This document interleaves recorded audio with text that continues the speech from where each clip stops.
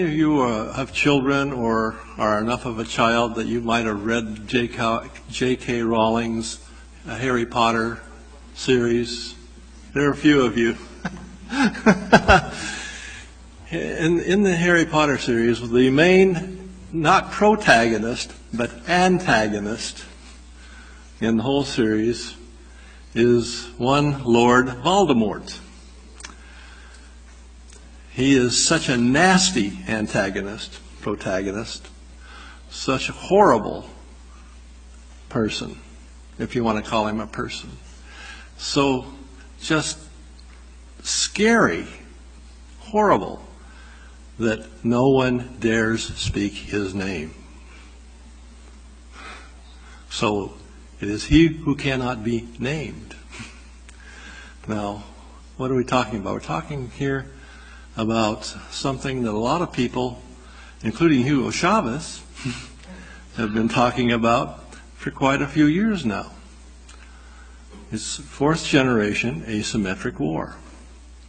And whether we like it or not, whether we're prepared for it or not, or whether we want it or not, it's here, it's with us. We are dealing with it. We are engaged in a fourth generation asymmetric war. Now, what is war? War is the compulsion to accept the enemy's will. Compulsion. In the past, under the tradition of the Westphalian treaties and the so-called Peace of Westphalia, the idea was that war was between two nation states, or maybe an alliance of nation states against another alliance of nation states, but it was a nation state sort of thing. And furthermore, it was a military sort of thing.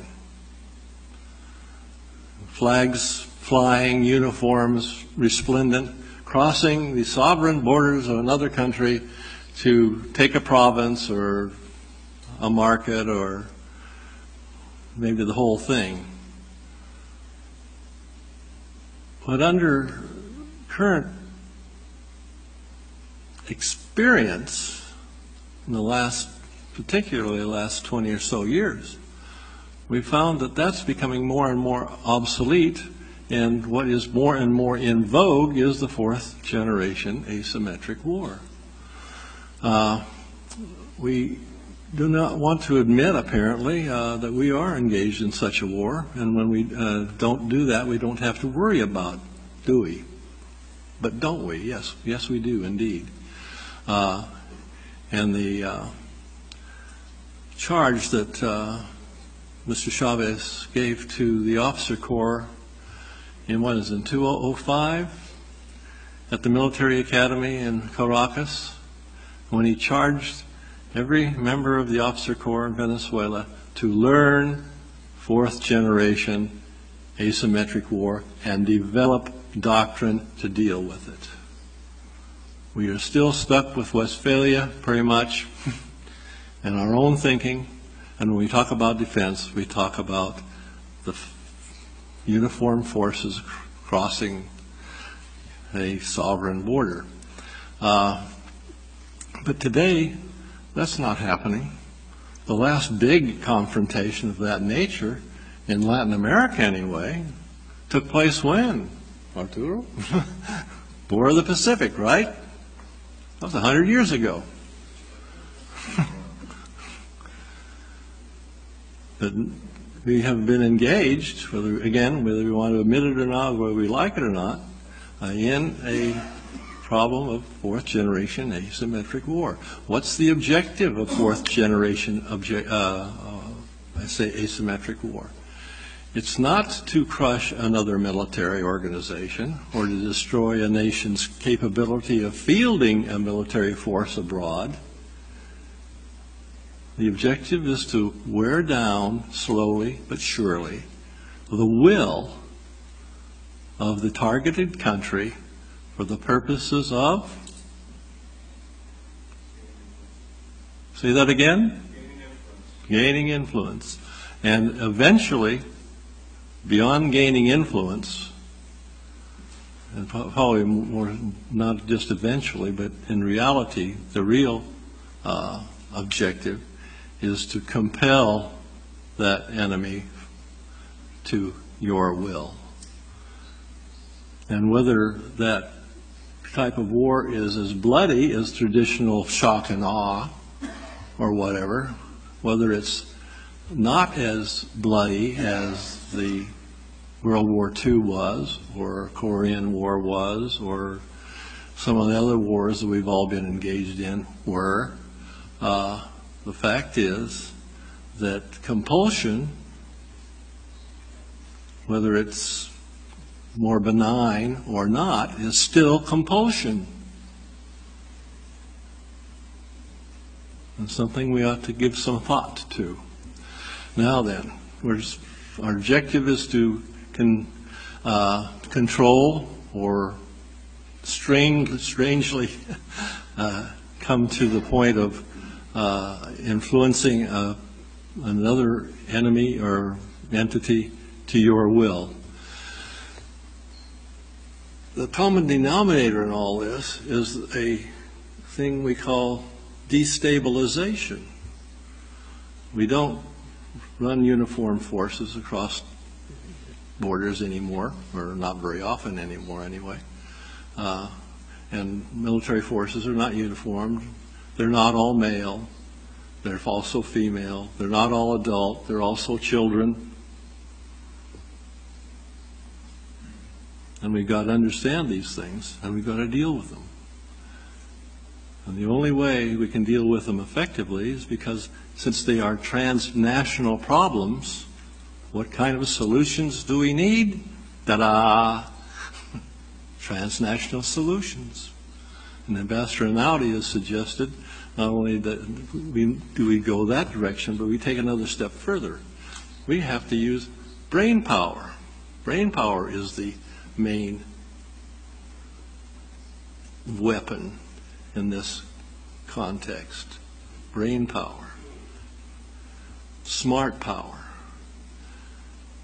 It's not firepower.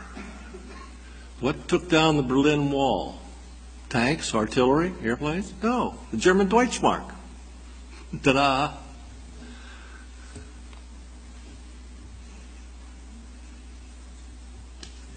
Destabilization can take many forms, and usually it's relatively benign.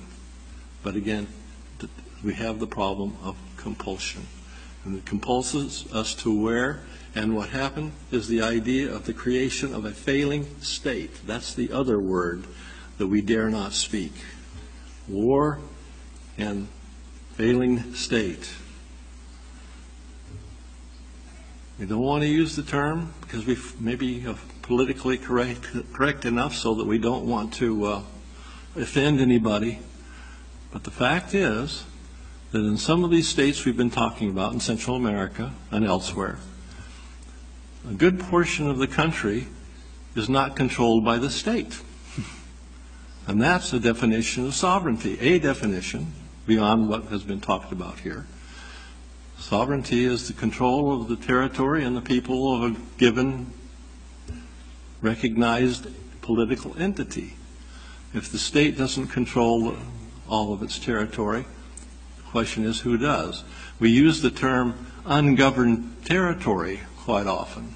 We've sophisticated that a tad, and now we're calling it alternately governed territory. But the point is, it's not the state that's doing this.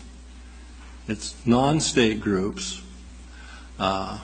belligerent, violent, and kind of nasty like Lord Voldemort. And over a period of time, you create a failed state. And then you can, with that, you can step in and take control of that state. Not only take control of it, but go a little beyond, perhaps. And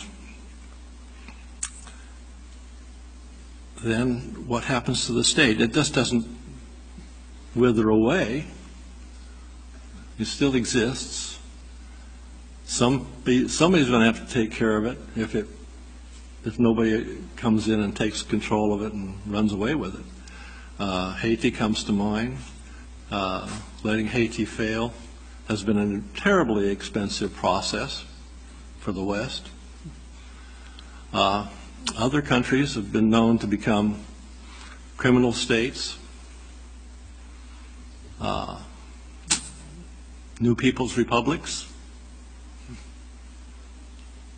In a situation like this, it's the last man standing, no matter how badly he's been beaten, the last man standing is the victor.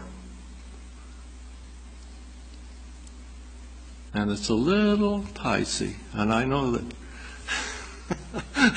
there may be some problems with this. I'm taking too much, not enough time, but too much in any case. But here, a couple of words for our vocabulary for the next while. War is compulsion, whether it's non-lethal or if it is lethal as what we've known in the past. The other word is failed state or failing state. It's not an event, it's a process. And if you do it slowly and quietly enough, people will go to sleep, in the words of one of my favorite philosophers, Hugo Chavez. If you do this well enough, long enough, slowly enough, benignly enough, your enemy will wake up dead.